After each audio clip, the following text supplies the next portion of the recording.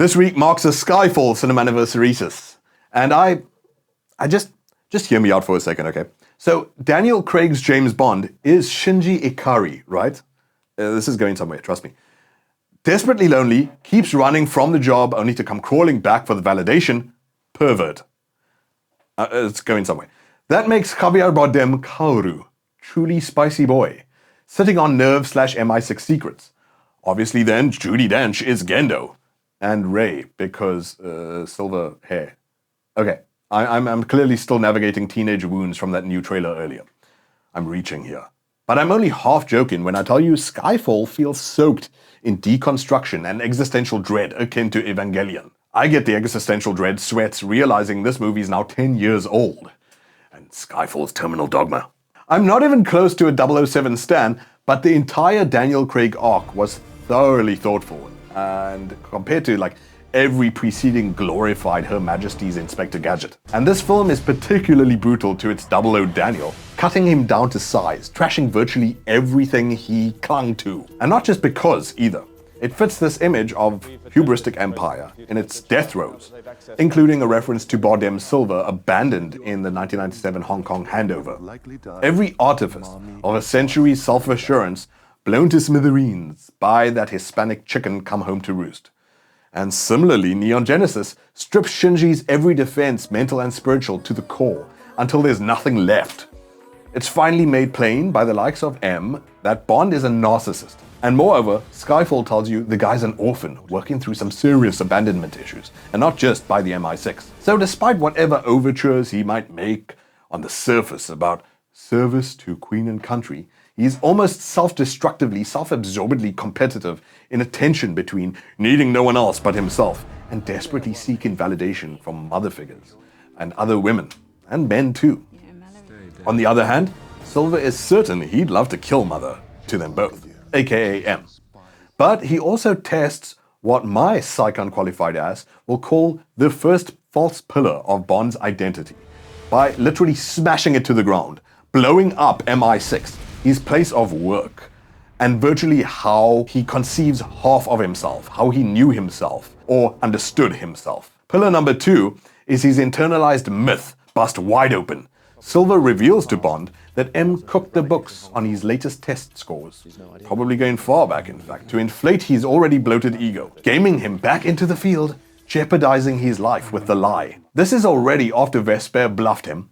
Then he felt like a dummy again when M had to lay out to him why in fact Vesper did give a damn, contrary to his pouty pity party. Although, shame, the guy did very rarely lose a love. Pillar number 3 is Silver going, okay, you say Skyfall's behind you. You act as if you're too cool to look back at an imploding past. Let's test that. And forces Bond to destroy his childhood home, the place of his last memories of his living parents, having just been reminded how his parental stand-in would treat him like another doll for the mission.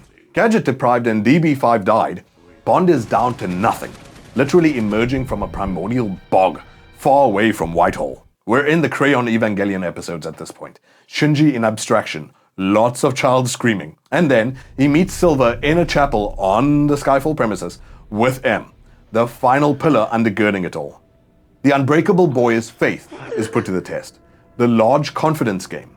In the system, in who he thought he knew, in how he thought he knew himself. And then, for the first time, the villain, Silver, his mirror a few more years advanced down the path of betrayals and heartbreaks, wins.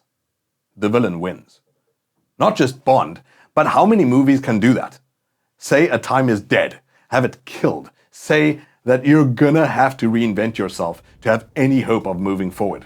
It's all intelligible and balanced for both adrenaline and dread herein, thanks to brilliant director Sam Mendes. And good lord, it's the prettiest Bond's been by far, for his 1917 collaborator and lens god, Roger Deakins, who also lensed No Country for Old Men, which featured Javier Bardem building one of history's most iconic villains in Anton Chigurh. And here, in Skyfall, arguably Bond's scariest and most compelling villain in Silver. This movie's perfect on most fronts, but there's a chance we underappreciated this demolition of the myth the first time around. So I say we all put on our Freud goggles, lie down on the couch, and all rewatch Skyfall for its 10-year Cinem-Anniversa-Rhesus.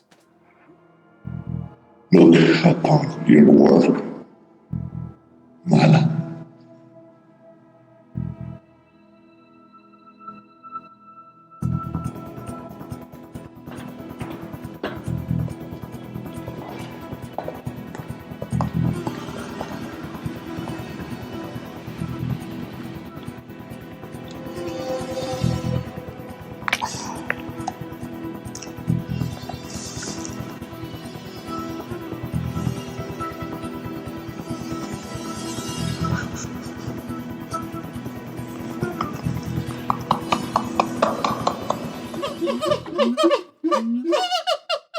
I too must be stripped to the core.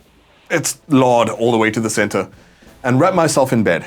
CNE's my sleep thief. You stay up, keep watching the channel. Or find Skyfall. Master that perfect midnight sandwich. I don't know. Whatever tickles you. Next week, I Wakanda Forever in full. And it's the 10-year Cinem-Anniversa-Rhesus to Silver Linings Playbook. All that sibilance and more in See No Evil. See ya.